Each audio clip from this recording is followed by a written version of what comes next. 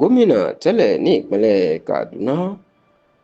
Malam Nasir El-Rufai ó mà ti ṣàbẹ̀wò sí ọgbà ẹ̀wọ̀n ìlú Kaduna láti lọ wo ọ̀kan pàtàkì lára àwọn tí wọ́n jọ ṣe ìjọba ọdún mẹ́jọ ní ìpínlẹ̀ Kaduna, ìyẹn kọmíṣánná Alhaji Bashir Saidu, tó sì jẹ́ pé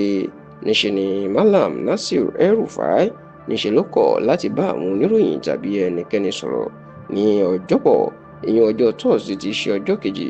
oṣù kìíní ọdún 2025, ìyẹn the 2nd of January 2025, tó ṣàbẹ̀wò sí ọgbà ẹ̀wọ̀n ní ìlú Kaduna. Ẹ rántí wípé lọ́sẹ̀ tí ó kọjá ó ní àwọn àjọ tó ń gbógun ti jẹgúdújẹrá àti ìṣòwò olùbáṣubàṣu Economic Financial Crime Commission EFCC náà wọ́n gbé Alhaji Bashir Saidu tó jẹ́ ọ̀kan pàtàkì lára àwọn kọmíṣánná tó bá El-Rufai ṣiṣẹ́ lórí ẹ̀sùn tó fi kà pé ó jí owó ìlú, ó jí owó ìjọba, pàápàá owó kan tí wọ́n ló súnmọ́ bílíọ̀nù 4 náírà, tí wọ́n sì torí ẹ̀ tó gbé Bashir Saidu tí wọ́n jù sátìmọ́lé. Ọ̀pọ̀ àwọn olólùfẹ́ El-Rufai ni wọ́n sọ̀rọ̀ wípé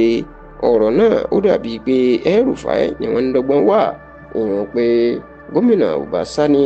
ó mọ̀ọ́mọ̀ gbé kọmíṣánná El-Rufai náà ní láti ṣáná sí i bóyá yóò lè tú àṣírí El-Rufai nípò òun lòún bá jí owó, èyí tí wọn yóò fi mú El-Rufai mọ́lẹ̀ láti jù sẹ́wọ̀n tàbí láti pa lẹ́nu mọ́ bí ètò ìdìbò ọdún 2027 bó ṣe ń súnmọ́lé díẹ̀díẹ̀.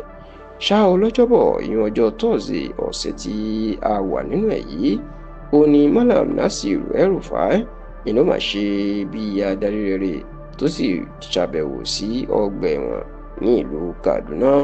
Tẹlifíṣàn Yorùbá Tòótọ́ gbọ́ wípé nǹkan bíi aago 10 òwúrọ̀ ó kọjá ìṣẹ́jú 19 10:19 a.m. ìní El-Rufai ìlú wọlé sínú ọgbà ẹ̀wọ̀n ìlú Kaduna láti rí kọmíṣánná Alhaji Bashir Saidu. Bẹ́ẹ̀ la gbọ́ pé ní nǹkan bíi aago 11 òwúrọ̀ ó kù ìṣẹ́jú 13 ìyẹn 10:47 a.m. ìní El-Rufai ló jáde kúrò níbẹ̀, èyí tí ó túmọ̀ sí wípé nǹkan bíi ìṣẹ́jú 20 minutes ìní El-Rufai ló lò nínú ọgbà ẹ̀wọ̀n ìlú Kaduna láti rí kọmíṣánná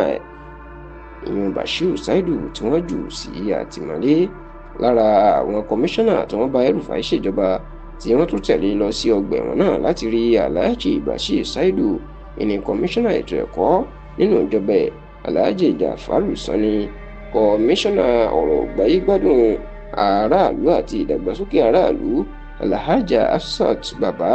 àti kọmíṣánná ọ̀rọ̀ àyíká lásìkò ìjọba ìyẹn Alhaji Ibrahim Hussaini. Àwọn mẹ́tẹ̀ẹ̀ta ni wọ́n jọ lọ sí ọgbà ẹ̀wọ̀n ìlú Kaduna láti ṣàbẹ̀wò sí Bashir Saidu, ṣùgbọ́n nígbà tí El-Rufai tó ń jáde níṣẹ́ ni àwọn oníròyìn náà máa kọsẹ̀ bá tẹ́sí sáré lọ bá pé kó wá sọ̀rọ̀ lórí ọ̀rọ̀ náà, ṣùgbọ́n tí El-Rufai ò dáhùn tó wọnú mọ́tò dúdú aláwọ̀ dúdú Prado Jeep ẹ̀ tó sì bá tiẹ̀ lọ.